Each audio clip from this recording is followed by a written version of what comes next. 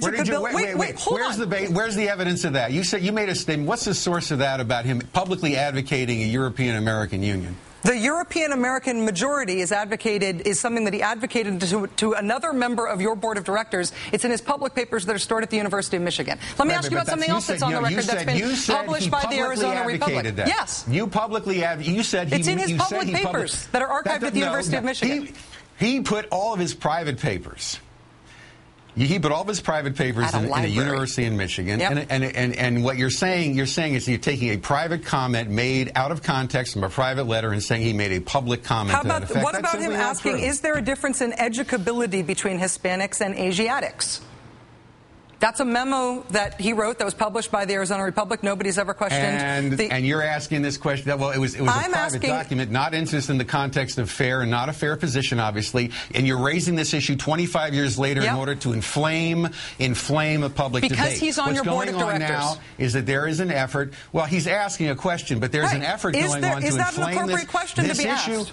Well, you're raising the issue in order to divide Hispanic Americans from other people. You are the one who is being divisive in this country. We are not. You are the one who is making this a racial and ethnic issue. Mr. Stein, this is what's going on. Everybody in the country is trying to figure out if the Arizona law is as racist as it seems.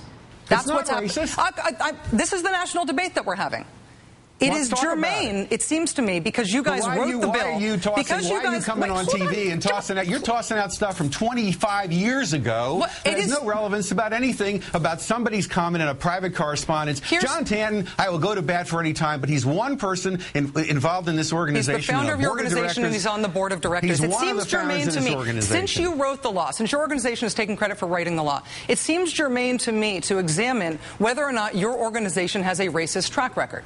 So having John Tanton on your board of directors currently. I don't see why that followed. Somebody who said, what are the differences in educability between Hispanics and Asiatics, who has advocated the idea that in order to sustain European American civilization, we need a European American majority. It seems like there's a conflict between having somebody like that on your board of directors and trying to be seen as a responsible, moderate organization. You see, you're imputing things to FAIR, and you're also imputing things to John Tanton that aren't necessarily, the point is this is not ultimately, fundamentally relevant to the policy debate that we're having now. Nobody is talking about the question of whether or not the United States should maintain a majority European American population in this country. Except the guy on your board of directors.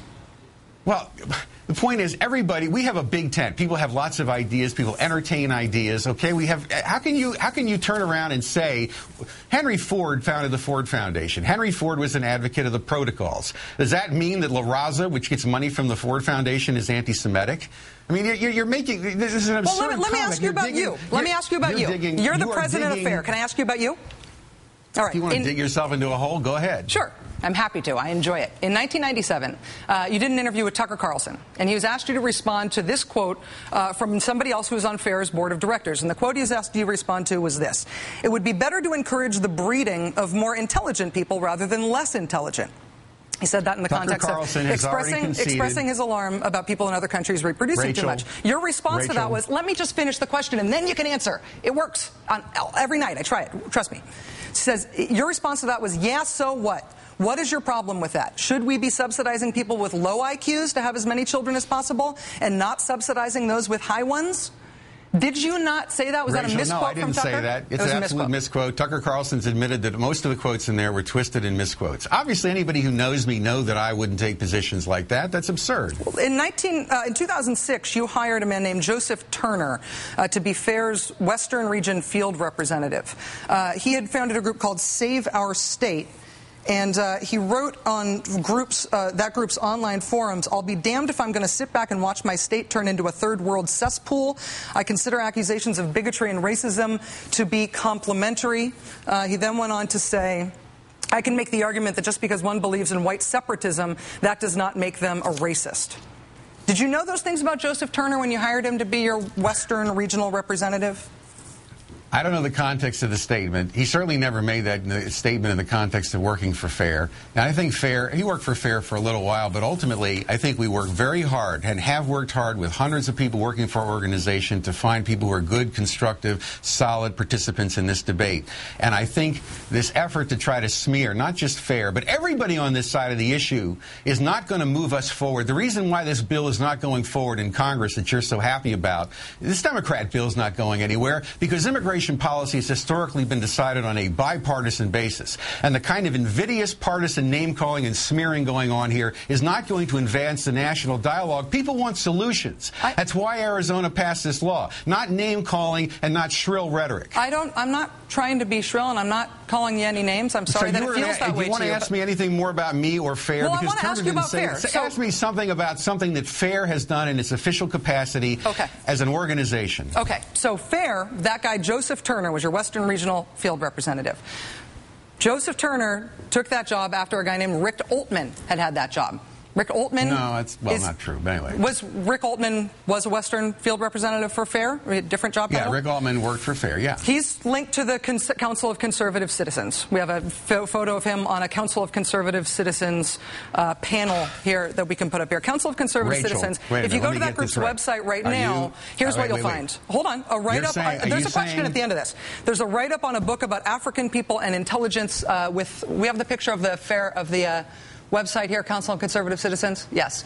Erectus walks among us. It's a sort of mock-up between a black person and an ape. They also have this summary of a recent Al Sharpton interview. Quote, Sheriff Arpaio debates the nappy-headed race hustler.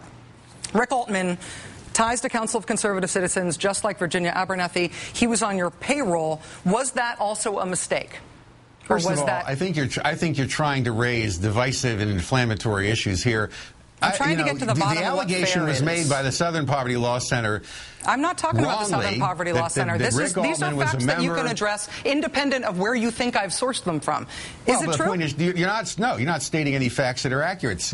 If Rick Altman back 20 years ago went to a panel at the invitation of the CCC to talk about immigration policy, how can you impute to FAIR or even to Rick Altman the positions of that organization, which, by the way, at the time, Trent Lott and a lot of other senior politicians were members of? I think this is ahistorical. You're confusing facts, jumbling things up, trying to create something that's not there. Were you the advisor, an editorial advisor to a magazine called The Social Contract for a long time? Oh, yeah. Social Contract, also run by John Tanton or set up by John Tanton? Yes. Okay. I'll say yes. The editor of The Social Contract is a man named Wayne Lutton. He's also a regular contributor to a journal that's called American Renaissance. He gives talks at their conferences. This is a journal that publishes stuff like this. Quote, blacks and whites are different. When blacks are left entirely to their own devices, Western civilization, any kind of civilization, disappears. Wayne Lutton is currently the editor of The Social Contract. You're an advisor to it. It's a John Tanton joint. Are you worried about Wayne Lutton despoiling your image as a moderate, non-racist organization? Absolutely not. First of all, it has nothing to do with FAIR. It's not a position I would ever agree with, obviously, or anybody associated directly with FAIR. But in the end, and I'm not an advisor on The Social Contract anymore, but in the end, are you suggesting that every political position that appears in a magazine, if you're an editorial advisor on, that somehow it can be imputed to you? This is McCarthyism. This is guilt by association. And, you know, groups like the SPLC never respond to their own credibility. They turn around and make these kind of go on these smear campaigns without any accountability to anybody. Dan Stein, this is not an interview with the Southern Poverty Law Center. If anything that I said you think was not based in fact, I'd be happy to have you back to talk about it. You impugning the way that I do my research isn't going to change the research. I'm saying basically you're asking me a fact. What I'm telling you is it's not true. You're saying you're implying that it's not true because you're implying that I am the Southern Poverty Law Center. I'm Rachel Maddow. This is MSNBC. I'm bringing you facts that I've independently researched. If you can't criticize them, don't criticize me for asking you about them. Rebut them if you can. That's all I wanted to do. The answer is no. Okay. Dan Stein, the president of FAIR. Thank you for being here tonight. I wish this could have been a more civil discussion. We didn't talk over each other so much. Are we going to talk about the bill? I thought we were going to talk about the bill. I wanted to talk about FAIR, and I think you've pretty much given me all I need to know. You haven't given me a chance to talk about FAIR. I think FAIR has done a lot of things that are very important to talk about, and this is a very important issue, and you're not giving me a chance to talk about anything of substance. Well, Mr. Stein, I'm sorry that you feel like it wasn't substantive. I feel like we covered a lot of important I think territory. you're wasting people's time. I'd be happy to have you back if you want to waste some more with me. Anytime. We'll be right back.